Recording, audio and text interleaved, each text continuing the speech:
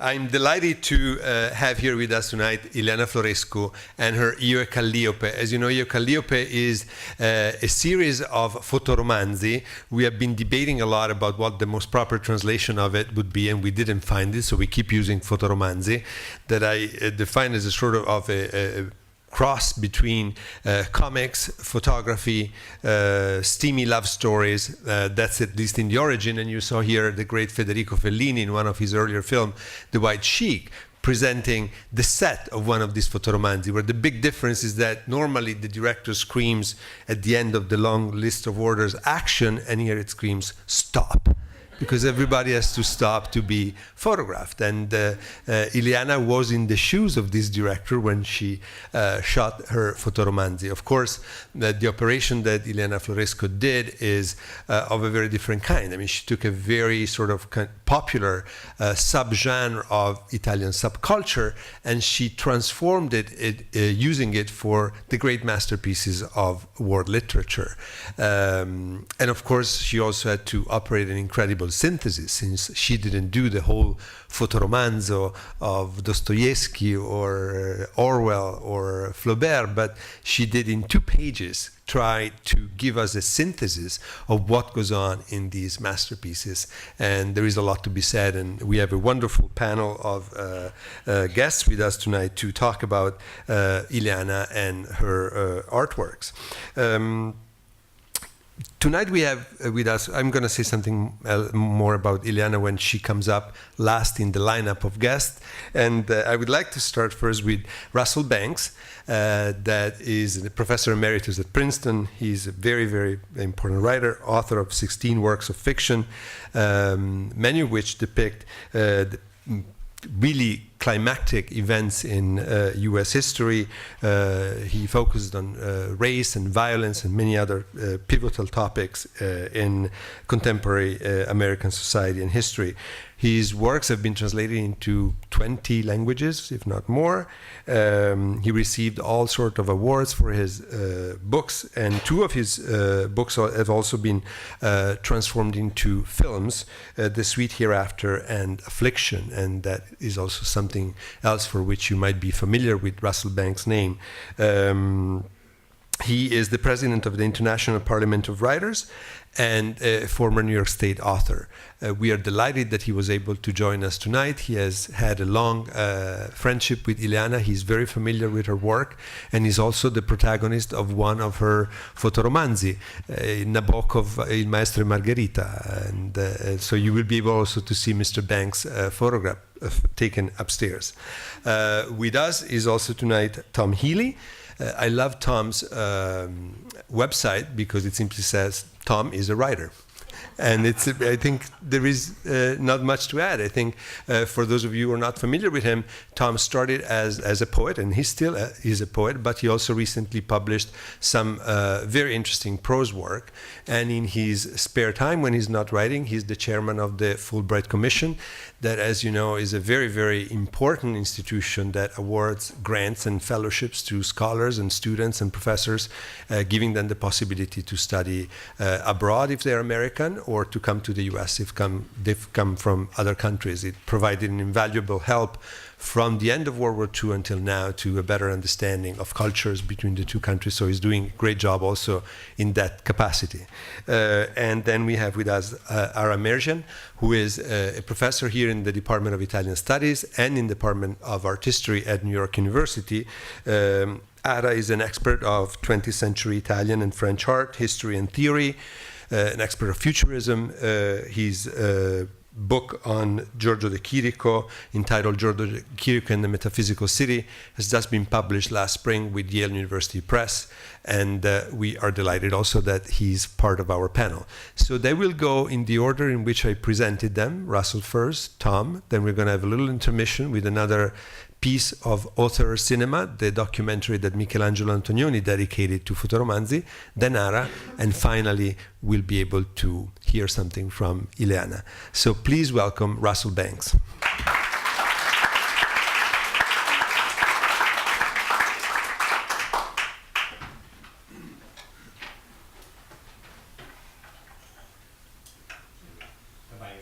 My mic? Yes, I'm mic'd. Yes, okay, good. Thank you. Thank you, Stefano. Thank you for being here this evening. Okay, where to begin? I'd like to begin actually speaking to my fellow Anglophones who might not be familiar with the history and the background of FotoRomanzi. In fact, I found that out whenever I tried to explain the source for these pictures, that most Anglophones haven't a clue what I'm talking about. And so I'm going to take you back to the late 1940s, if I may, in Rome and in Italy, or after the war, when FotoRomanzi first appeared to the public as booklets, magazines which opened to photographs which narrated stories. And the stories were, by and large, what would, I suppose, find an equivalence in soap operas in the United States, primarily. They were stories designed primarily to appeal to women, post-war working-class women who had aspirations and dreams of entering the middle class through virtues like fidelity, and patience, and endurance, which were ultimately rewarded with love and marriage and a home. But then they became more complicated, more sophisticated, at least in their narrative. But they're very, very interesting in many, many different ways, one of which is that they were quickly adopted in France, where they were called roman photo. And then in Spanish-speaking countries, fotonovelas. I remember the first ones I saw were in Ecuador and in Mexico, read by people on buses. By 1949, 1 in 3 French people, 1/3 of which were men, were reading FotoRomanzi regularly. They were published by and large in Italy. The most famous was Grand Hotel, and just the name of the magazine itself gives you an idea of the aspirations and the dream that they were trying to promote. One thing I just want to sort of segue a little bit and note the fact that in the Anglophonic world they were never picked up. In fact, the nearest equivalent in the United States, as I recall from the 1950s and 60s, were comic versions of photographed, staged stories, which were by and large directed at adolescent boys. And this was also true in England, except for the fact that they were addressed to adolescent girls. You figure this out. I can't. But the adult stories never translated in some way. Let me speak further a little bit about Ileana Florescu's engagement with this format and this form of narrative. In, I think, September 2010, sort of fortuitously, she came into contact with Fabrizio Albertini, who had been the Grand Hotel photographer for many, many years and was now essentially out of work because of the transference from what? Negative photography to digital photography. But he had been an expert in lighting primarily and in staging. And in an attempt to help him and getting to know him, she discovered the form, really, and entered it imaginatively. Now, this was, for me, and I think for those of us like Tom and a few others here who are familiar with her work over the past, a remarkable kind of leap, one that was truly unexpected, because she was going from work which we know and admire enormously as having its presentational form, more or less abstractly. Although it involved books and literature in many ways, it dissolved them in abstraction to a large degree and aestheticized them. This was a much more concrete and aggressive form of narrative that she was trying to enter.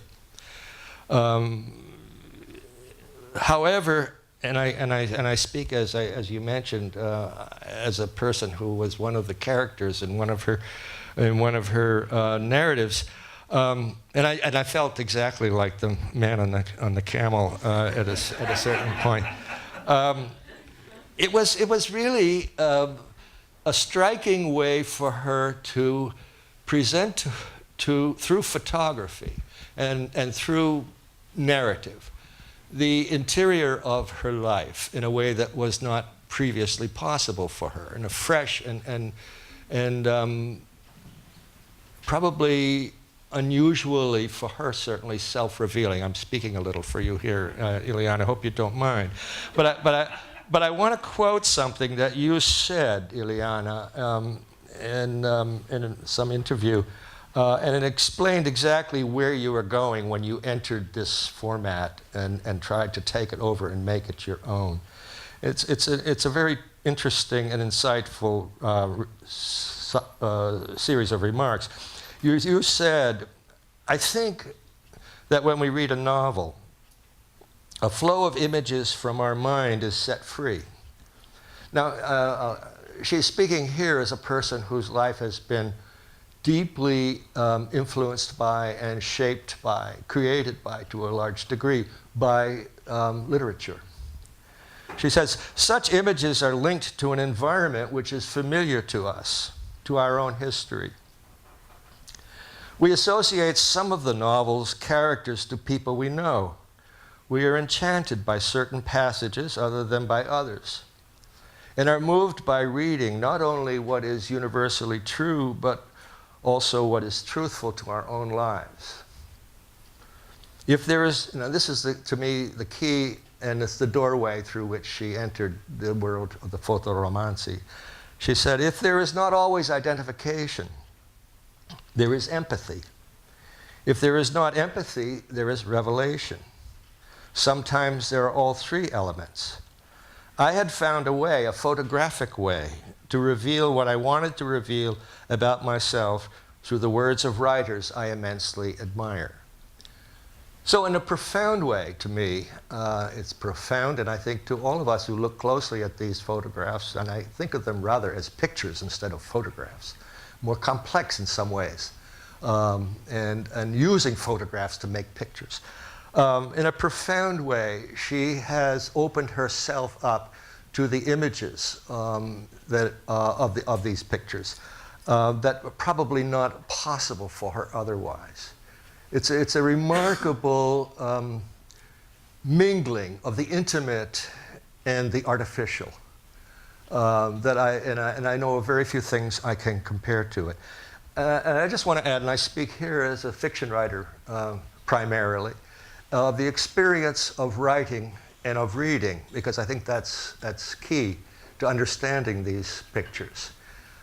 When I'm writing as a novelist and a storyteller, I'm trying to find images and language which will somehow not translate what I experience and see and feel, but it simply describe what I see and feel. Now, I know that when someone opens a book and starts to read, they don't see the same thing I did. They bring to that their past, their family, their associations, their memories, their dreams, their reflections, the landscapes that they've lived among, the people they have seen on a passing subway car, and so forth. This starts to people their reading of what was most intimate to me. So and I think in these photographs, these pictures, what Ileana has done is very much the same kind of thing. It's one reason why I became so quickly attached to the project. I saw that she was doing in pictures what I tried to do in fiction. And I just want to add one more note and then quickly turn it over to my friend Tom, is that To me, this is very like what happens when we dream. When we dream, all dreams, like all fiction, I must say, and perhaps all pictures, are really about the dreamer and about the storyteller or about the picture maker.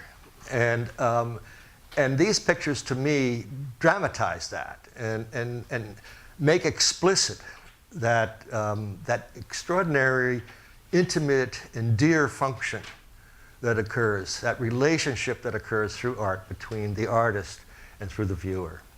So I hope you will see some of this when you look at these pictures closely. Thanks. Stay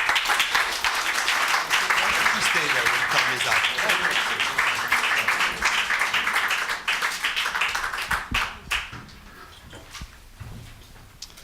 Thank you, Russell. Ileana. So one thing you probably won't be told otherwise tonight is a different bonding experience the three of us have had, and in fact, Ileana's son as well. The four of us have been mountain climbers together around the world. So other dreams. There's always that. In thin air dreams. So to touch on Russell's issue of this dreaming that art makes, there's an artist struggling with just these kind of issues of how, whether it's describing, translating, placing, making work that tells something about the truth or is somehow beautiful. She's frustrated. She's at her studio, and breaking through the window is this angel who comes in and says, so I'll give you 3 choices: truth, beauty, or $10 million. And so she decides immediately that it's actually truth she's after. And so the angel whispers into her ear, and she sits down, has a cigarette, and doesn't say anything. And the studio assistants who are there, very frustrated, said, you have to tell us something. And she says, I should have taken the $10 million.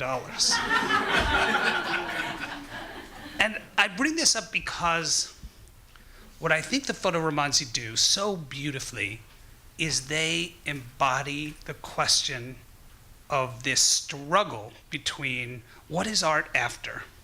Is it after some kind of beauty? Is it after some kind of truth? Is it doing something else?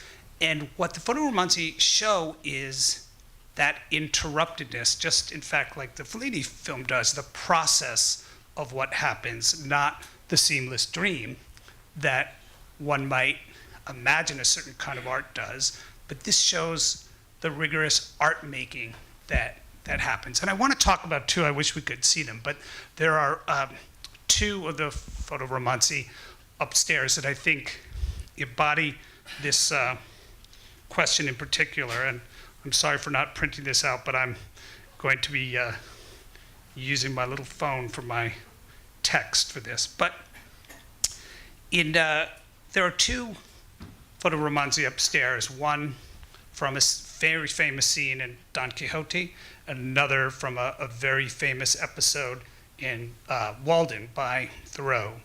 And in the scene from Don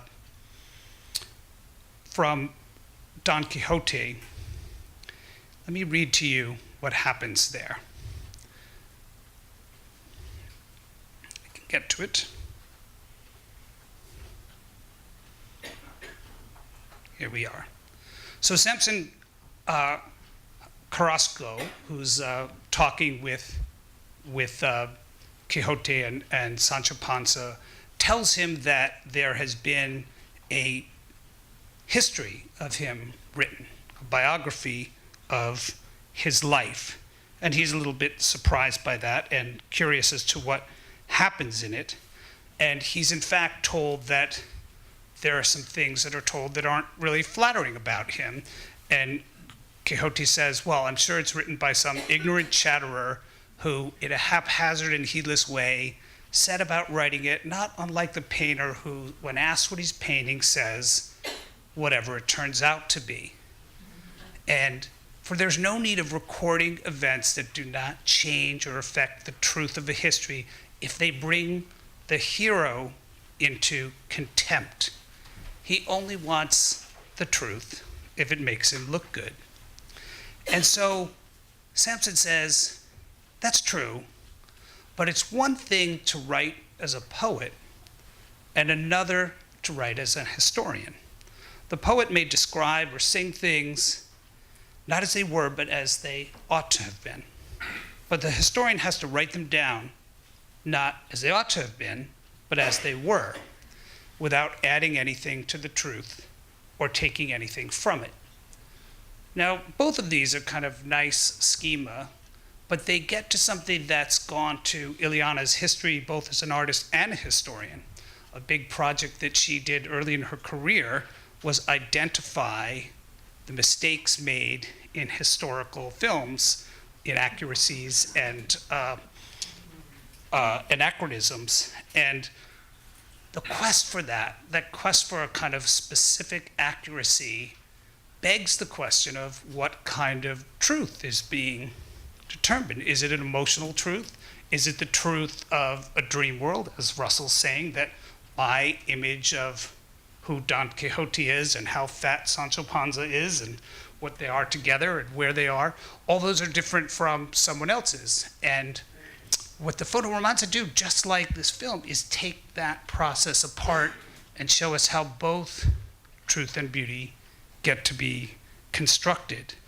And so the second issue that brings, the second one upstairs that brings up this very same issue is from a very famous passage in Walden called 28 and a half and a quarter.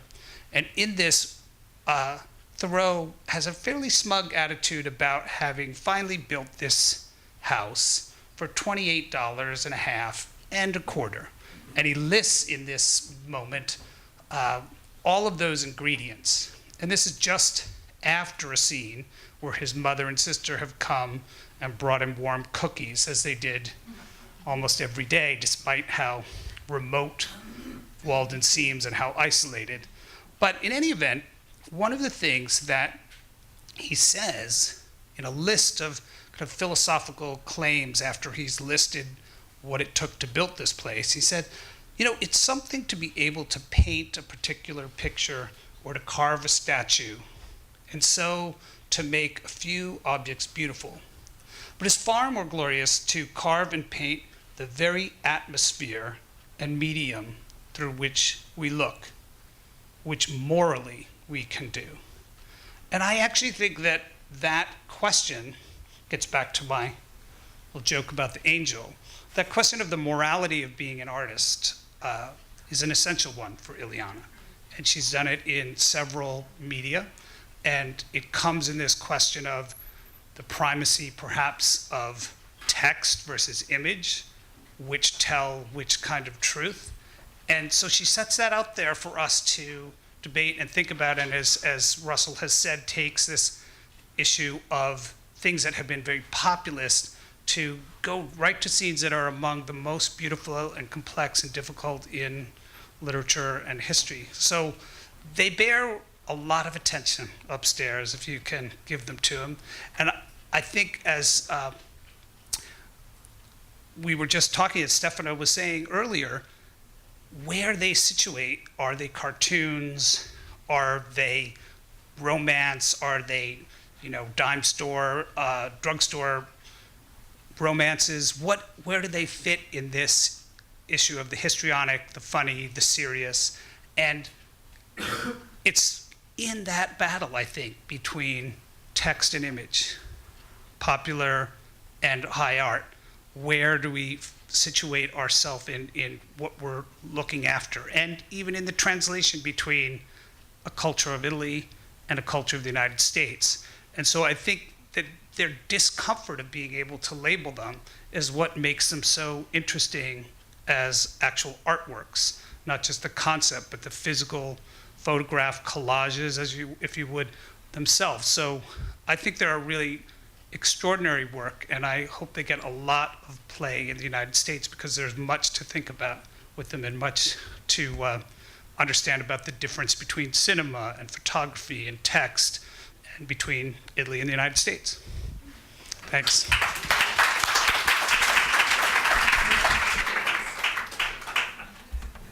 I said I would introduce at greater length Ileana, and at this point I don't think there is a need for me to introduce Ileana, because you probably feel that you all know her. From rolling in the farm in front of the pigs to being a very classy lady in Maestra Margherita, and an actress directed by herself. She's one of the most international people I've ever met. She was born in Eritrea, Asmara, from an Italian mother and an English father of Romanian origin. She speaks, I don't know how many languages, I could never count, I get confused at a certain point. Ileana, as you have heard from the other speakers, has a past as a historian. She contributed to this book, actually, that is a lot of fun, about mistakes, historical mistakes in historical films. So her attention to details comes also from there. She also studied rituals in Renaissance court, and I think there is an element of rituality also in the way in which she shoots the FotoRomanzi, and that sort of keeps everything together in her career. And I would like just to say that it was a great pleasure to work with her on these sort of second edition of Io Calliope. It was mentioned here. The first one was at the Casa della Letteratura in Rome, directed by Maria Ida Gaeta, and we are delighted to welcome Ileana Florescu to Casa Italiana, Zerilli-Marimo. Thank you, Ileana.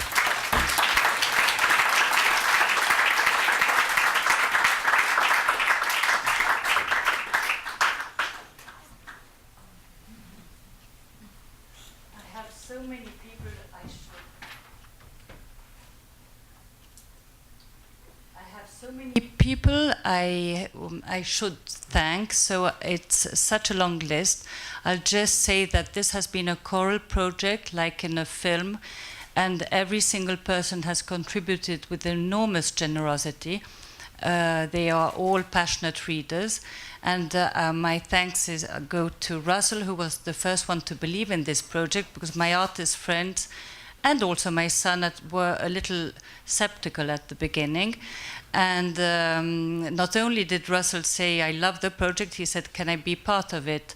So this really helped me a lot in the initial phase. Also my husband, Stefano, who never stopped believing in it, Tom, Stefano, Ara, and all you friends who have come to relatives from far away, and so forth. Now, there is a slight mistake in what I have said in the FotoRomanzi, saying they are like spaghetti, a typical Italian phenomenon, because they are in fact Italian. But if Julian can show a picture of Roger Fenton of 1854, you'll see that there is already Roger Fenton is the first war photographer. He covered the War of Crimea. These are from 1854, and so you can see, strangely enough, that there had already been an association between text and image. So why it didn't go on in the Anglo-Saxon world is, for me, a mystery. And the big mystery why in American artists haven't coped with this kind of format. And a week ago, a friend of mine, whom I've met relatively recently, and with Gary Schneider, John Edmund gave me a wonderful gift, and he is a performance artist. He is present. Where are you, John? Here, and he worked with Yvonne Reiner for many years in the 70s, and we were eating a week ago, and he hands me this wonderful poster, and so this is the poster he gave me, and he actually stars in a FotoRomanzo. So this is John Edman with Yvonne Reiner au Festival d'Automne in 1972. The Festival d'Automne was before Contemporanea, which came slightly later. And they are, and it was meant to be for, I think, a poster to promote you see Yvonne Reiner and John Edmund, Festival d'Automne, Paris, 1972. So in Europe, artists haven't. This is also, I think, they were making fun of the cliché, because the text is very cliché. But anyway, just to show, but no one has, in America, I'm very excited because in fact no one knows of FotoRomanzi. So this is a big thing for me, to be in a country so wide and so multicultural. Of course, the Hispanic world knows about FotoRomanzi, but no American. Each time I would say, do you know FotoRomanzi? No one would relate to that world. So I'm very, I thank really Stefano Albertini for have given me the possibility to bring, apart from my work, also a piece of Italian culture, which isn't too subculture, it is part of our culture, to New York. And thank you to everyone. Perhaps we can go and see and have a little glass of wine, and unless you have any. Just I didn't answer Ara. I'm generally against light boxes because photography is already light. In this case, they were like static movies. The House of Literature in Rome has a beautiful place. I had visualized it because it's Borromini's chiostro, so it was such an honor to be there. And the lighting behind reminded me also of films. So that's why, to answer your question, every single detail of each scene has to do with my Don Quixote's bed is Gregorio, my son Gregorio's bed in Via Gregoriana. My mother-in-law produces an amazing ceramic. My husband obviously would not want to be part of this project. He didn't. I wanted him in the Hemingway, The Old Man and the Sea. And he said no. I forgot to tell him that he was supposed to be the sea and not the old man. But anyway, but he said absolutely no. So I had in The Man Without Qualities, I put a big soul to remember the fish is very present in my life in many ways because he's a passionate fisherman and cook. And so just to tell you that every single detail has been important for me, details you wouldn't realize, but which obviously they have no significant, well, for you, but they have a lot for me, but they shouldn't have for you. And I also wish to thank Ileana, who has been helping me in New York, because for me New York was the first time I'm here, and she has been very helpful. And Angelo Palma, who, apart from all the staff, of course, here at the Casa Italiana, who's been very extremely kind to us all. But Angelo, just to tell you, for the scene where Russell and I are doing the Master Margherita, he transported 781 books, he counted them, just for a small picture, because I had to give the idea of the maestro being the maestro. Well, thank you very much.